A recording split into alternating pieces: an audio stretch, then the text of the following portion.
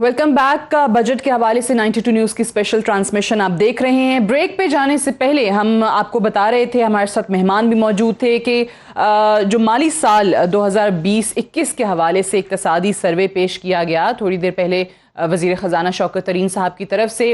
हर हुकूमत की तरह उन्होंने यही कहा कि तकरीबन तमाम ही अहदाफ हमने पूरे कर लिए हैं। बहुत सारी चीज़ों के हवाले से उन्होंने कहा कि जी बड़ी तरक्की हुई है, जिसमें ज़राई शोबे का उन्होंने बताया 2.7%, लार्ज स्केल मैन्युफैक्चरिंग शोबे में 9% तरक्की का बताया। फिर तरसीलात ज़र रेमिटेंसेस, जिस पे बहुत ज़्यादा उनका जोर था कि 26 बिलियन से ज़ायद आए हैं और 29 बिलियन तक ये रेमिटेंसेस जाएंगे। 10 महीनों से जो करंट अकाउंट है वो सरप्लस चल रहा है, ये भी शौकत तरीन साहब ने बताया। इसके अलावा रोशन डिजिटल अकाउंट के हवाले से कि $1 बिलियन जो हैं उससे ज़्यादा इस अकाउंट में आए हैं। फिर FBR के जो टैक्स कलेक्शन है उसका जिक्र करते हुए उन्होंने कहा कि 4.2 ट्रिलियन जो है वो टैक्स कलेक्शन हुई है, यानी कि 4,200 अरब के महसूलात जमा किए गए हैं। अभी हमारे साथ एक नया पैनल जो है वो रिनाउंड इकोनॉमिस्ट का इस ट्रांसमिशन में अब हमें ज्वाइन कर रहा है। पहले मैं ज़रा तारुफ करवा दूं, ज़ुबैर मोतीवाला साहब हमारे साथ हैं, चेयरमैन बिजनेसमैन ग्रुप हैं। डॉक्टर कैस असलम साहब हमारे साथ हैं, आप भी रिनाउंड इकोनॉमिस्ट हैं। और डॉक्टर साजिद अमीन साहब भी हमारे साथ मौजूद हैं। थोड़ी देर में हमें एहसन मलिक साहब भी ज्वाइन करेंगे, रियल एस्टेट के हवाले से, इस सेक्टर के हवाले से हम उनसे बात करेंगे। लेकिन पहले ओवरऑल व्यू मैं चाह रही हूँ डॉक्टर साजिद अमीन साहब आपकी तरफ से आ जाए कि ये जो क्लेम्स हैं कि बहुत ज़बरदस्त हमने अहदाफ हासिल कर लिए हैं और आने वाले दिनों में यानी अगले बजट के लिए कि जी आवाम पर बोझ नहीं आएगा। एक तरफ आप IMF के प्रोग्राम में हैं, आपकी मजबूरियां हैं, टैक्सेस आप बढ़ाते ही चले जा रहे हैं आवाम पर, ऑब्वियसली उसका कहीं ना कहीं डायरेक्ट या इनडायरेक्ट इफेक्ट आता ही है आवाम पर। तो ऐसे में ये दावा कर देना कि IMF के प्रोग्राम से फर्क नहीं पड़ेगा आवाम को, उन पर कोई महंगाई का बोझ नहीं आएगा, उन पर कोई टैक्सेस का बोझ नहीं आएगा, ये इस दावे में कितनी हकीकत है? जी बहुत शुक्रिया जी। एग्जैक्टली जी, हम भी यही सोच रहे हैं कि और ज़्यादातर जो इन्फॉर्मेशन है वो शायद कल जब बजट अनाउंस होगा तो अंदाज़ा होगा कि हम ये कैसे कर रहे हैं। तो आज अगर जो हम बजट जो इकोनॉमिक सर्वे की जो प्रेजेंटेशन हुई है उसमें अगर आप देखें तो 2-3 चीज़ें जो मिली जुली नज़र आ रही हैं। मसलन जैसे आपने अपने इंट्रो में भी जिक्र किया कि आपका जो रेवेन्यू ग्रोथ हुई है, जो आपका टैक्स रेवेन्यू है वो एक्सपेक्टेड 4.7 ट्रिलियन के करीब है। और मुझे लगता है जैसे फाइनेंस मिनिस्टर साहब ने कहा भी कि उसी की बेस पे शायद जो अगले साल का 5.8 ट्रिलियन का जो टारगेट है वो रखा गया है। और लेकिन इसमें 2-3 चीज़ें बड़ी समझने की ज़रूरत है। मेरा ख्याल है इससे अहम ये है कि ये टैक्स आ कहाँ से रहा है। बेसिकली वो बड़ी हद तक डिफ़ाइन करेगा कि आपकी इकोनॉमिक परफॉर्मेंस कैसी रही है। नंबर 1 तो ये है कि जैसे कहा जा रहा है कि 11% के करीब जो ग्रोथ हुई है टैक्स रेवेन्यू पिछले साल की निस्बत, तो पिछले साल में बेस बहुत लो थी। मसलन जब कहा जा रहा है कि मार्च अप्रैल मई जून में 50 अप्रैल और मई में 50% ग्रोथ आई है हमारे जो 2020 में जो कंपेयर टू 2019। लेकिन अगर आपको याद हो तो उस वक्त लॉकडाउन था, मार्च अप्रैल मई जून में बहुत लो बेस हो गई थी जिसकी वजह से वो 50% ग्रोथ रेट आ रही। आप अगर ओवरऑल देखें तो हमारा जो नॉमिनल तो शायद बड़ा है टैक्स रेवेन्यू, लेकिन अगर आप इसको रियल टर्म्स में देखें, अगर 2018 से कंपेयर करें, कोरोना से पहले की बेस से अगर आप कंपेयर करें, तो जब इन्फ्लेशन 3.6% के करीब था, तो जो टैक्स रेवेन्यू है वो शायद को 3700 बिलियन के करीब था जो लास्ट हमने जमा किया था 2017-18 के फाइनेंशियल ईयर में। लेकिन अब इन्फ्लेशन अगर हम 8.6% ले लें, जो कि एनुअल एवरेज अगर ले लें, तो इसका मतलब है कि आपका इन्फ्लेशन जो है वो 2.2 टाइम्स बढ़ गया है, 2.2 टाइम्स हायर है 2018 की निस्बत।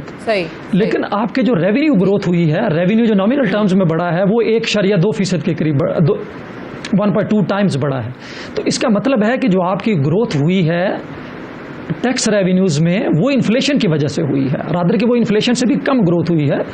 तो रियल टर्म्स में एक्चुअली अगर आप इसको एडजस्ट करें इन्फ्लेशन के साथ, तो आपकी जो टैक्स रेवेन्यू है वो कम कलेक्ट हुआ है बनिस्बत 2017-18 के, अगर आप इसको टैक्स के लिए एडजस्ट करें। तो मुझे लगता है कि हम ये कहते हैं कि आप सही, ये इसलिए अहम है समझना कि आप तब तक एक अच्छी पॉलिसी नहीं बना सकते जब तक आप उसका सही तरह से एक एनालिसिस ना कर लें। तो मुझे लगता है कि गवर्नमेंट को एक ये अच्छी बात है कि 4.7 ट्रिलियन जमा हो जाएगा इस साल, जो कि टारगेट कहा जा रहा है, लेकिन ये देखना अहम होगा वो कहाँ से आ रहा है। मसलन इनडायरेक्ट टैक्सेस का शेयर आपका बढ़ गया है, जो पहले कम हो रहा था पिछले 2 साल से वो बढ़ रहा है। ये बड़ी जबरदस्त आपने बात की है। ये मैं मूविंग ऑन में यही नुक्ता पहले डॉक्टर कैस असलम साहब की तरफ भी जाना चाहूंगी, जो डॉक्टर साजिद अमीन साहब बात कर रहे हैं, क्योंकि मैं टैक्स कलेक्शन से मैंने शुरू किया क्योंकि इसको एक बड़ी अचीवमेंट करार दिया गया ना हुकूमत की तरफ से। लेकिन साथ ही जो अभी बात हो रही है कि हम हमेशा ये देखते हैं कि टैक्स कलेक्शन जो है आपका, वो इनडायरेक्ट टैक्सेस तो हैं वो बढ़ जाते हैं, डायरेक्ट टैक्सेस नहीं हो पा रहे। आज शौकत तरीन साहब ने एक और बात की थी कि हम किसी को हरास नहीं कर रहे हैं, हम किसी को कोई तकलीफ नहीं दे रहे हैं, हम तो कहते हैं कि जी वॉलंटरली आप आएँ और टैक्स जो है वो अपना अदा करें। लेकिन अगर अब नहीं करेगा कोई या कोई नॉन फाइलर होगा तो उसको जेल भेजा जाएगा। आपको याद होगा कि माजी में भी मुशर्रफ दौर में ये कोशिश की गई थी ये जेल भेजने वाली, लेकिन हुआ क्या? तो ये इस तरीके से आपको लगता है कि ये टैक्स कलेक्शन या रेवेन्यू आप बढ़ा पाएंगे? अस्सलाम वालेकुम जी, बात यह है कि मैं पहले तो एग्री कर रहा हूँ डॉक्टर साहब से।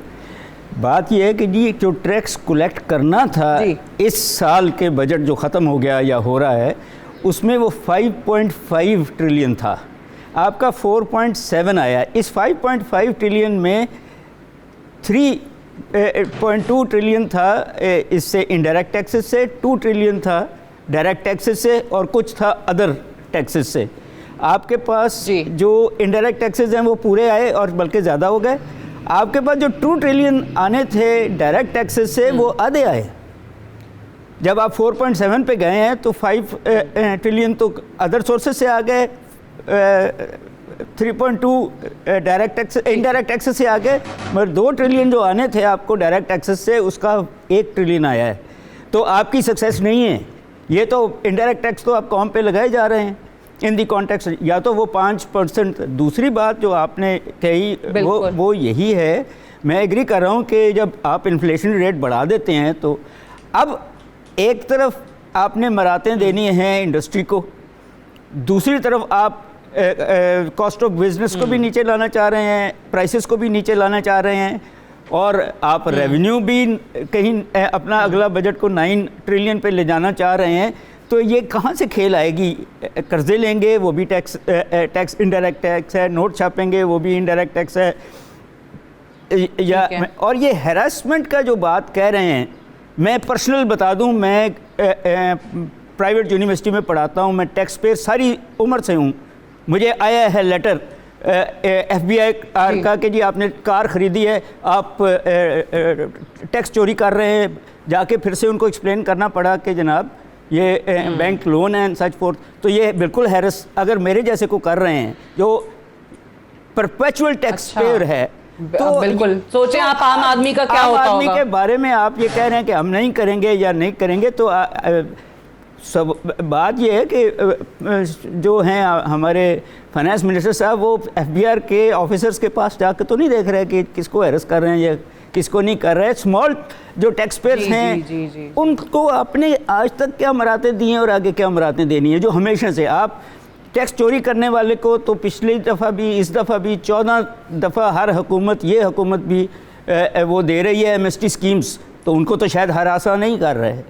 एमनेस्टी स्कीम्स आ जाती हैं, बिल्कुल निकल जाती हैं। जी, तो जो टैक्स नेट में आए हुए हैं उनका कसूर मुझे ये बता दें। बात ये है कि ये होना ये चाहिए। ये जरा मैं इसी पे बात करती हूँ। मैं एहसन मलिक साहब को भी, हमने आपका भी introduction programme withholding tax के ऊपर भी एक बड़ा इशू है, कर चुके हैं। हमें ट्रांसमिशन में खुशामदीद। जुबैर मोतीवाला साहब भी हमारे साथ मौजूद हैं। जुबैर मोतीवाला साहब, इसी पे आपकी राय चाहूंगी। टैक्स कलेक्शन के हवाले से हम बात कर रहे हैं। इनडायरेक्ट टैक्सेस का बोझ तो नज़र आ रहा है, लेकिन डायरेक्ट टैक्सेस जो हैं, या आप टैक्स नेट बढ़ाने की बात तो कर रहे हैं, साथ ही ये भी आज तरीन साहब कह रहे थे कि जी जेल भेजेंगे हम नॉन फाइलर्स को जो टैक्स की अदायगी नहीं करते हैं। ये डॉक्टर कैस असलम साहब ने आपको अपना एक्सपीरियंस भी बता दिया कि वाकई हरासमेंट हो रही है टैक्स पेयर्स के साथ। ये है जो लोग मामलात को समझते हैं उनके साथ यह सलूक हो रहा है, तो आम आदमी के साथ क्या होता होगा।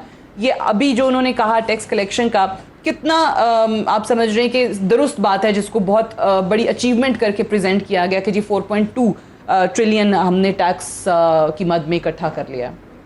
देखिए, मैंने पहले भी जब ये शौकत तरीन साहब हमारे पास आए थे तो हमने पॉइंट उठाया था कि ये जो आप जो ट्रीटमेंट बात करते हैं बिजनेसमैन को, क्रिमिनल ट्रीटमेंट, ये किसी सूरत में भी काबिल कबूल नहीं है। देखिए जी, बात ये है कि उस माशरे में होता है जहां आप अपनी टैक्स नेट को ब्रॉडन करने में कामयाब हो जाएं। आपके पास इस वक्त 22 लाख लोग टैक्स पेयर हैं, इसमें से 12 लाख लोग जो सैलरीड क्लास हैं, जो बाकी 10 लाख बच गए उसके अंदर से 9 लाख लोग टैक्स देते हैं, नहीं देते हैं। सिग्निफिकेंट टैक्स पेयर जिसको मैं कहता हूं वो ये कि 1 मिलियन रुपए उससे ज्यादा जो टैक्स देता है वो सिग्निफिकेंट टैक्स पेयर, वो सिर्फ 1 लाख लोग हैं। अगर आप जब तक अपने टैक्स नेट को ब्रॉडन करके इंटरनेशनल जो दुनिया के मुल्कों में होता है उससे करीब नहीं तो कम से कम उससे 50% भी अगर आप लेके जाते हैं तो इसके बाद ये क्रिमिनल की आप बात करें। पहले तो आपने एक माहौल क्रिएट करना है जिसमें ऐसा साजगार माहौल हो कि लोग टैक्स नेट के अंदर आना पसंद करें कि हम पाकिस्तान की तरक्की में मामून होना चाहते हैं और हम जो यहाँ से इस जमीन से जो कमाते हैं उसमें हम अपना हिस्सा पाकिस्तान की तरक्की में डालना चाहते हैं। ये उस वक्त होता है जब ये हैरेसमेंट जिसकी सब लोग बात कर रहे हैं, इस माहौल को हम चेंज करने में कामयाब हों और number of tax payer voluntarily, मैं वर्ड यूज कर रहा हूं वॉलंटरली, जब वो इंडक्ट हों टैक्स नेट के अंदर तो ये बातें अच्छी लगती हैं। वरना ये जो ना ये हम जो ना जेल में डाल देंगे तो ये तो फिर जो आने वाले लोग हैं वो भी नहीं आएंगे। बट आप उनको इंसेंटिव्स क्या दे रहे हैं? आप इंसेंटिव्स क्या दे रहे हैं? आप उनको कोई मेडिकल में फैसिलिटी दे रहे हैं, कोई वेलफेयर दे रहे हैं, उनके बूढ़े माँ बाप के लिए कर रहे हैं, बच्चों के लिए कर रहे हैं, कुछ एक्स्ट्रा प्रिविलेजेस दे रहे हैं? क्या कर रहे हैं? कुछ भी नहीं। यही तो मैं कह रहा हूँ कि जब तक आप और कुछ ना दे तो कम से कम इज्जत तो दें। आप तो जो टैक्स नेट के अंदर है उनको जो आपने नोटिसों की जो भरमार की हुई है, आज ये नोटिस पर्ची नोटिस, और जो अंदर होते हैं वो बेचारे सर खुजा रहे होते हैं और जो बाहर बैठे हुए हंस रहे होते हैं, बोले मैंने तो तुमको पहले ही मना किया टैक्स में नेट में मत जाओ। तो जो आने वाले हैं वो कैसे आएंगे जब तक माहौल नहीं बनेगा?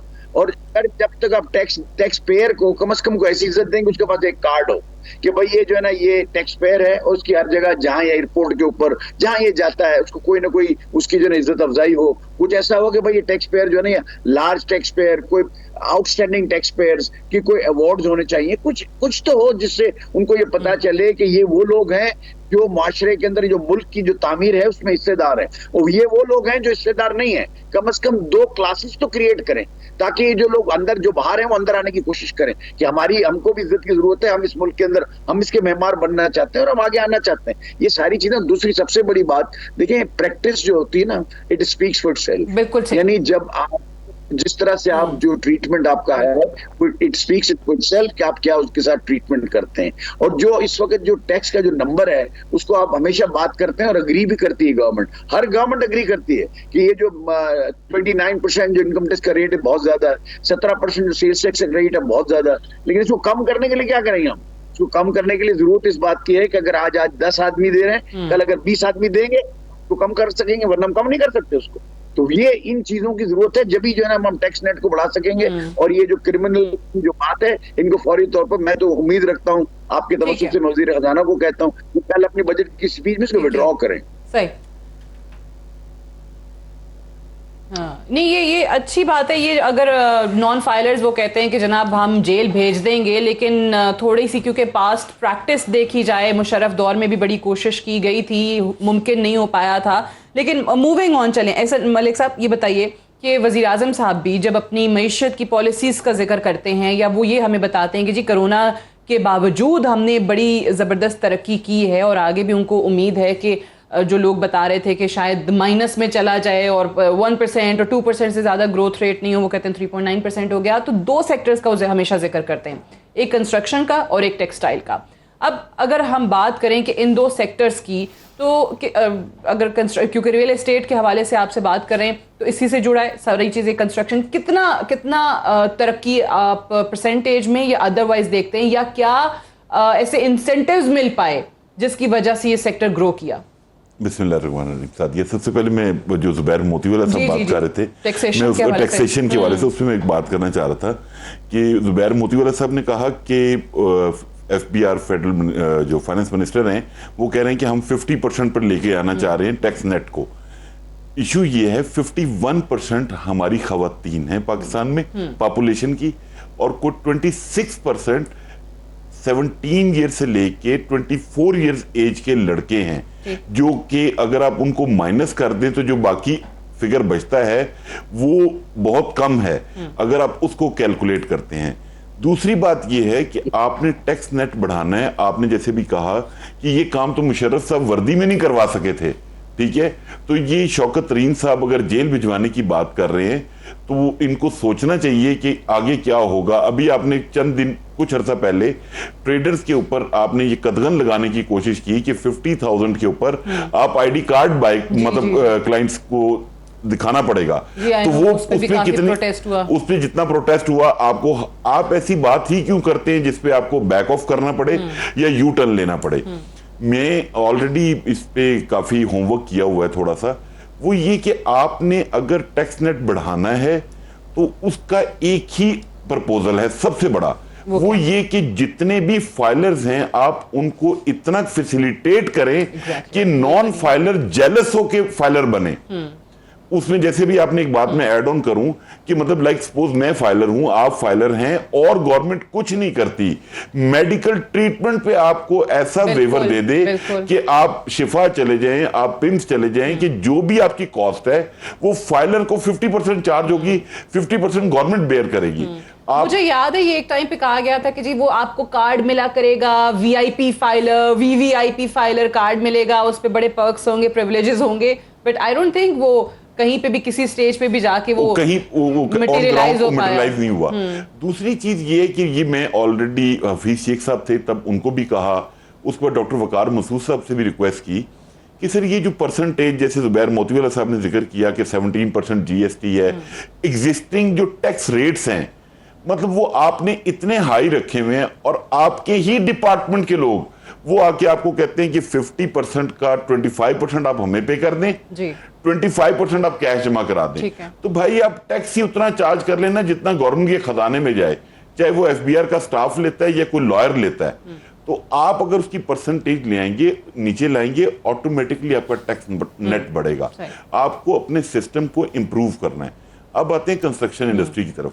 कंस्ट्रक्शन इंडस्ट्री अल्हम्दुलिल्लाह बेहतर हुई है, नो डाउट, और कंस्ट्रक्शन इंडस्ट्री में जो बेहतरी आई है उसका इम्पैक्ट वज़ीर-ए-आज़म साहब का कंस्ट्रक्शन पैकेज भी था, बट जो लास्ट बजट में आपको याद हो हमने प्रोग्राम भी किया था कि जो लैंड के ऊपर गेन टैक्स कम हुआ और प्रॉपर्टी का होल्डिंग पीरियड कम होने से उसके अंदर बेहतरी आई। आप अगर अभी जो ऑनगोइंग सिचुएशन चल रही है उसके अंदर अभी स्पेशली आजकल जो फैटफ के प्रॉब्लम हम फेस कर रहे हैं कि गवर्नमेंट को कहा जा रहा है, गवर्नमेंट तमाम realtors, builders, developers, jewellers and money changers, इन तीनों को डीएनएफबीपी डिक्लेयर कर दिया गया है, designated non financial businesses and profession. अब इन लोगों को जो फाइलर थे वो पंजाब पुलिस वाला काम जो पुराने चोर है उसको पकड़ के लाओ, इन्होंने तमाम फाइलर लोगों को नोटिस सर्व कर दिए कि आप डीएनएफबीपी बन गए हैं और 4 सफ़ों का एक क्वेश्चनएयर भिजवा दिया कि जी आप इसको फिल करके भेजें। अब वो क्वेश्चनएयर आम आदमी अगर पढ़ ले तो वो उसको या लॉयर हायर करना है या वो चार्टर्ड अकाउंटेंट रख के तो उसको फिलअप करे। अभी कल भी हमारी मीटिंग हुई है एफपीआर में और हमने उनको ये कन्वे करने की कोशिश की है कि आप ये उजलत में आपने ये कानून बना दिया, आपने इसको पास करवा लिया, हम मुहिब वतन पाकिस्तानी हैं, हमें पाकिस्तान अजीज है, हम खुद चाहते हैं कि ये ग्रे लिस्ट से बाहर आए, लेकिन उसके लिए आपको चीजों को स्ट्रीमलाइन करना है। जिन लाइंस पे आप इनको लेके चल रहे हैं ऐसे ये एक्सेप्टेबिलिटी इसकी मार्केट में नहीं आएगी, आपको वो क्वेश्चनएयर फिल होके नहीं मिलेगा जो आप चाह रहे हैं। ठीक है, अच्छा एक चीज़ मैं डॉक्टर साजिद साहब आपकी तरफ, अभी इन्होंने कंस्ट्रक्शन इंडस्ट्री के हवाले से बता दिया या जो मुश्किलात हैं या उस कानून को लेकर जो मुश्किलात हैं अक्सर लोगों को समझ नहीं आता, जैसे इन्होंने कहा। एक सवाल में अभी हमारा जो ट्रांसमिशन का पहला हिस्सा था उसमें डॉक्टर नदीमुल हक साहब भी हमारे साथ मौजूद थे, उन्होंने एक बात की, उनको लगता है कि ये पिक एंड चूज़ की जो पॉलिसी है कि भाई आज आपको टेक्सटाइल सेक्टर पसंद आया, आपने टेक्सटाइल सेक्टर को चूज़ कर लिया, आज आप डिसाइड करते हैं कि जी कंस्ट्रक्शन सेक्टर की बात करते हैं या कंस्ट्रक्शन सेक्टर में ग्रोथ देखना चाहते हैं तो आपने वो चूज़ कर लिया। तो वो ये कहते हैं कि ये पॉलिसी भी सही नहीं है कि एक सेक्टर को आप पिक एंड चूज़ करके लेकर चल रहे हैं, जब तक आपके ओवरऑल खसारे ही कम नहीं होंगे तो आप एक सेक्टर को इंसेंटिवाइज कर दें या दूसरे को कर दें, उससे कोई लॉन्ग टर्म फर्क नहीं पड़ेगा। आप मानते हैं ये बात? मेरे ख्याल किसी हद तक ये दुरुस्त है, लेकिन इसको हम एक ब्रॉडर कॉन्टेक्स्ट में देख सकते हैं। शायद उनका पॉइंट ये हो कि हम जो सेक्टर सिलेक्ट करते हैं उसका क्राइटेरिया क्या है। उसके लिए अगर आपके पास एक प्रॉपर फ्रेमवर्क हो, बांग्लादेश है या बाकी हैं, वो ये देखते हैं कि जहां हाई ग्रोथ पोटेंशियल है, जहां हाई जॉब क्रिएशन पोटेंशियल है, हाई रेवेन्यूज पोटेंशियल है, डेफिनेटली होते हैं आपके जो प्रायोरिटी सेक्टर्स हैं वो किसी भी इकोनॉमी में, जिनको हम लीड सेक्टर्स कहते हैं, वो हुआ करते हैं। लेकिन उसके लिए मेरा ख्याल है कि एक ब्रॉडर जो एक सेट ऑफ क्राइटेरिया होना चाहिए कि हम ये क्राइटेरिया है जिसकी बेस पे हम ये करेंगे। हम पाकिस्तान में अनफॉर्चुनेटली शायद ये होता है कि हर गवर्नमेंट जब आती है तो उसको जो सेक्टर ज़्यादा सूट करता है, जो ज़्यादा क्लोजली उसको लगता है कि ये सही है, आर्बिट्रेटरी चॉइसेस की बेस पे वो उसको ले लेते हैं और उसको फैसिलिटेट करना शुरू कर देते हैं। बाकी ये नहीं होता कि प्रायोरिटी सेक्टर्स नहीं हमारे होते, यहाँ एक और चीज भी है जो अब सही है या एक मिसकंसेप्शन है, बट लोगों का परसेप्शन है ना कि हुकूमत के इर्द गिर्द या हुकूमत के अंदर जो लोग बैठे हुए होते हैं, जो उनके कारोबार होते हैं, उनके कारोबार वो उन सेक्टर्स को ज्यादा जो है वो ग्रोथ मिलना शुरू हो जाती है, ज्यादा इंसेंटिव्स मिलना शुरू हो जाते हैं। एक ये भी लोगों का एक तासुर है लोगों के जहनों में। जी बिल्कुल, आप आम आदमी से बात कर लें या किसी हद तक किसी से बात कर लें तो जनरली ये एक परसेप्शन है कि शायद ये जो एक अकरबा परवरी है या जो एक दोस्त नवाजी है या जहां आपके वेस्टेड इंटरेस्ट्स हैं, तो ये परसेप्शन तो ज़रूर है बेसिकली इसके अंदर है। बट मैं ये कह रहा था कि जो पॉइंट था कि गवर्नमेंट को चाहिए कि एक प्रॉपर फ्रेमवर्क हो जिसकी बेस पे मैपिंग की जाए कि कौन से सेक्टर्स हैं जो आने वाले 10 साल में, मसलन कोविड जो है वो एक बड़ा अच्छा आपको अपॉर्चुनिटी प्रोवाइड कर रहा है कि कुछ ऐसे सेक्टर्स हैं जो ऑब्सोलीट हो जाएंगे कोविड के बाद, बहुत सारी जॉब्स हैं वो चेंज हो जाएंगी, बहुत सारे ऑक्यूपेशंस हैं वो चेंज हो जाएंगे, कुछ ऐसे सेक्टर्स हैं जो ग्रो कर रहे होंगे, आईटी सेक्टर हो गया। और ये आज बड़ी अच्छी बात थी, जो सबसे अच्छी बात थी आज की प्रेस कॉन्फ्रेंस की, कम से कम बात की हद तक कि आईटी सेक्टर जो है वो फोकस रहेगा आने वाले टाइम में। और एक बड़ी अच्छी एग्जांपल भी उन्होंने दी कि इंडिया ने उसको 100 टाइम्स रफली ग्रो किया, तो क्या हम 30 से 35% ग्रो उसको नहीं कर सकते या 30-35 टाइम्स उसको ग्रो नहीं कर सकते? तो मुझे लगता है कि आपका क्राइटेरिया जो होना चाहिए वो एक प्रॉपर फ्रेमवर्क होना चाहिए कि कौन से, और ये हर साल चेंज नहीं होने चाहिए। आप आइडेंटिफाई करें कि अगले 5 से 10 साल में ये सेक्टर्स हैं जो जॉब्स क्रिएट करेंगे, जो modern jobs, decent jobs create करेंगे। हमें थोड़ा सा ये भी तफरीक करने की ज़रूरत है। रियल एस्टेट सेक्टर की या कंस्ट्रक्शन सेक्टर की अगर हम बात कर लें तो अच्छी बात है कि वो जॉब्स क्रिएट करता है, बट उसमें बहुत कम है जो डिसेंट जॉब्स हैं, जो गुड जॉब्स हैं। जी जी, वो थोड़ी सी low productive informal sector jobs create होती हैं। तो मुझे लगता है आने वाले 1 से 2 साल में हम फिर देख रहे होंगे कि अच्छा यार, यानी आप ये कहते हैं कि ये हर दौर में हुकूमतें करती हैं कि आप किसी ना किसी सेक्टर को प्रायोरिटी देते हैं या उनको ज्यादा इंसेंटिव्स देते हैं, लेकिन उसका क्राइटेरिया क्या है ये देखने की जरूरत है, और उसमें सरे फहरिस्त जो है जॉब्स क्रिएशन आती है। मुझे एक ब्रेक लेनी है, ब्रेक से वापस आएंगे तो हम ट्रांसमिशन का सिलसिला यहीं से आगे बढ़ाएंगे। Stay tuned.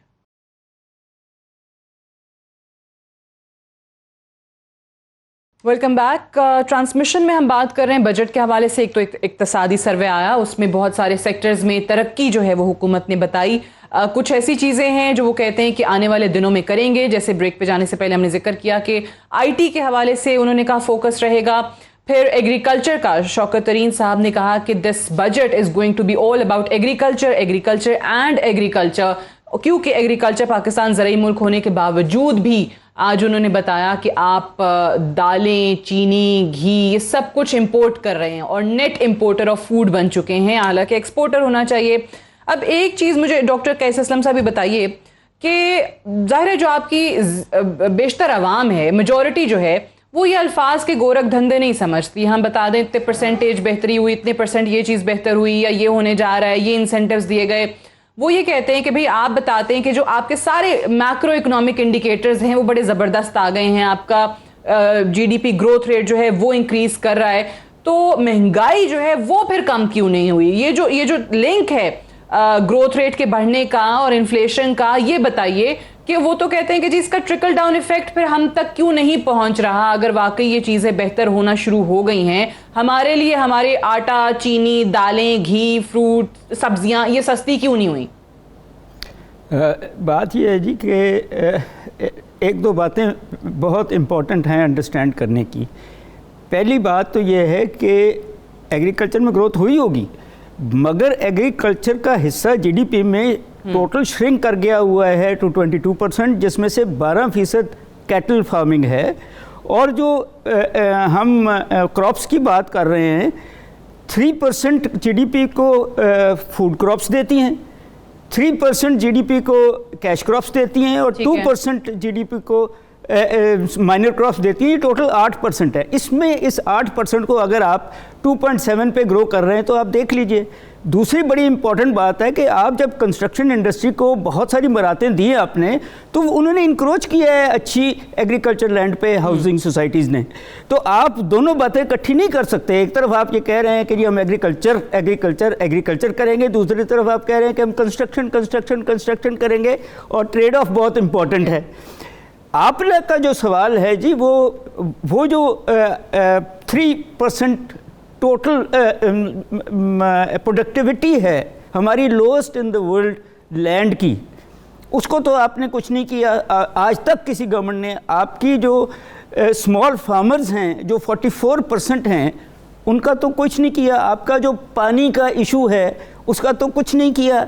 आपका जो इन द कॉन्टेक्स्ट छोटे फार्मर्स के लिए ना वो खाद अफोर्ड कर सकते हैं, ना वो अच्छा सीड अफोर्ड कर सकते हैं, ना उनके पास मार्केट एक्सेस है। तो ये 12-15% जो कैपिटलिस्ट फार्मर है उसको तो आई एग्री कि मराते दें, मगर अब जो आपकी डिस्ट्रीब्यूशन चैनल्स हैं उसमें प्राइम मिनिस्टर खुद कह रहे हैं कि माफियाज हैं। तो इन अ वे आपकी 220 मिलियन पॉपुलेशन बढ़ गई, 5th लार्जेस्ट। तो सब खाना चाहते हैं ना जी, अच्छा खाना खाना चाहते हैं। इंपोर्ट करनी पड़ रही है आपको ये सारी दालें और घी और ये सारा कुछ। बिजली आप उनको महंगी दे रहे हैं। बिल्कुल इनएफिशिएंसीज हज़ारों किस्म की है। ट्रांसपोर्ट अब दूर से आता है, तो गरीब आदमी को ये चीज़ें, और फिर प्रॉफिटेबिलिटी जो है, ठीक है, वो भी इस इनएफिशिएंसी के अंदर आ रही है इन दी होल कॉन्टेक्स्ट। तो मुश्किल है जब तक आप स्ट्रक्चरल रिफॉर्म्स नहीं लाएंगे। और एग्रीकल्चर को अगर आप अभी भी कह रहे हैं कि बैकबोन है, जब 54% आपकी जीडीपी सर्विस सेक्टर से आती है और सिर्फ 22% जिसमें अब कैटल फार्मिंग को एक्सपोर्टेबल बनाना पड़ेगा, हॉर्टिकल्चर को आपको एक्सपोर्टेबल बनाना पड़ेगा, उसके लिए बहुत इंपॉर्टेंट है लिंकेजेस जो आप देंगे। ठीक है, इन दी कॉन्टेक्स्ट। नहीं होगा। आपने एक और जो बात की है कि जी ज़रूरी ज़मीन पे इंक्रोचमेंट कंस्ट्रक्शन, इसका जवाब मैं ज़रूर चाहूँगी कि ये वाकई हुआ है, ये शिकायत आई है कि कंस्ट्रक्शन इंडस्ट्री, ज़ाहिर है आपने उनको वो प्रिविलेजेस जो भी आपने इंसेंटिव्स देने हैं वो दे दिए, लेकिन ज़रूरी ज़मीन के साथ जो सलूक हो गया। सादिया, ये इशू समझने वाला है। लैंड तो जो पाकिस्तान की है वो है ना, लैंड तो एक्सपैंड नहीं हो सकती, लेकिन जिस तरीके से पॉपुलेशन बढ़ रही है उस हिसाब से लैंड कम हो रही है।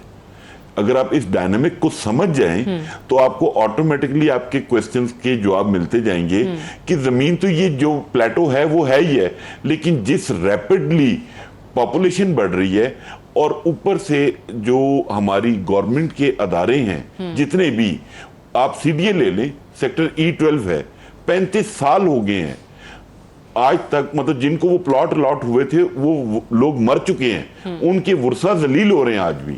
और कितनी हाउसिंग सोसाइटीज हैं जो कि बेसिकली मैं ये समझता हूं इससे ये गवर्नमेंट की भी नालायकी है और इससे पिछली गवर्नमेंटों की भी, कि आज तक पाकिस्तान में इस सेक्टर के लिए कोई अदारा नहीं बन सका जो कि एक साइजेबल रेवेन्यू जनरेट करके देता है इस गवर्नमेंट को और जीडीपी में एक मेजर शेयर होल्डर है। लेकिन पूरी दुनिया में रियल एस्टेट मैनेजमेंट बोर्ड है, रियल एस्टेट काउंसिल है, यहाँ पे बदकिस्मती से हमारी भागदौड़ से एक रियल एस्टेट रेगुलेटरी अथॉरिटी तो बनी। ये आप लोगों की जो हम हुकूमत से सुनते हैं कि कभी किसी शोबे के लोगों की, कभी किसी शोबे के नुमाइंदों की मुलाकातें होती हैं, तजावीज़ आती हैं, ये तजावीज़ आप लोगों ने हुकूमत तक नहीं पहुंचाई क्या? अल्हम्दुलिल्लाह हमारी association, real estate consultant association ने प्राइम मिनिस्टर को, प्रेसिडेंट ऑफ पाकिस्तान को, फाइनेंस मिनिस्टर को, SA to PM डॉक्टर वकार मसूद को, चेयरमैन FBR को, तमाम को अपनी तजावीज़ भिजवाने के बाद उनको फॉलोअप में भी लिया। लेकिन इशू सबसे बड़ा सादिया ये है कि इस पाकिस्तान में जिस तरह पुलिस स्टेशन का एक एसएचओ तब्दील होता है, ऐसे तो चेयरमैन एसबीआर चेंज होता है और ऐसे ही फाइनेंस मिनिस्टर चेंज होता है। तो आपकी पॉलिसी जो पहले से चल रही होती है, जिससे आपकी नेगोशिएशन चल रही होती है, नया आदमी आता है, फिर नए सिरे से शुरू करनी पड़ती है। अभी हमने तजावीज दी हुई है, लाइक अभी जैसे मैं आपको एक छोटी सी एग्जांपल देता हूं, अभी गवर्नमेंट 1% एडवांस इनकम टैक्स ले रही है जो कि एडजस्टेबल है फॉर द फाइलर, ठीक है, और वो गवर्नमेंट सिर्फ इसलिए लेती है कि उसको बायर का डाटा मिल जाए। हमने ये डिमांड की है कि आपने, क्योंकि वो पैसे तो मुझे अपने रिटर्न में वापस कर देने, आप फॉर फाइलर अट्रैक्शन के लिए आप उसको 0.25% कर दें, नॉन फाइलर के लिए उसको 2% ही रहने दें। हम नॉन फाइलर के तर्जुमान नहीं है। नॉन फाइलर को आप ऐसे स्टेप्स लेके पेनलाइज कर सकते हैं, जेल में भेज के आप किसी नॉन फाइलर को फाइलर नहीं बना सकते। दूसरी बात यह है कि एक तो रियल एस्टेट बजट, अल्लाह करे कल, अब जो मेरे पास थोड़ी बहुत वर्किंग है, जो इतलात हैं, वो ये कि एमनेस्टी स्कीम को 3 महीने के लिए एक्सटेंड किया जा रहा है और फिर 3 महीने के लिए एक्सटेंड किया जाएगा। और दूसरी बात यह है कि शायद उम्मीद तो है, कन्वे करवाया है फाइनेंस मिनिस्टर साहब को कि ये एडवांस टैक्स वाले मामले को आप देखें। और एक और चीज हम जो इसके अंदर बहुत ज्यादा जिसको फोकस कर रहे हैं वो ये है कि ये जो पाकिस्तान में रियल एस्टेट रेगुलेटरी अथॉरिटी है जो पास हुई, जिसका बिल पास हुआ, वो नेशनल असेंबली से भी पास हो गई, सेनेट से भी पास हो गई।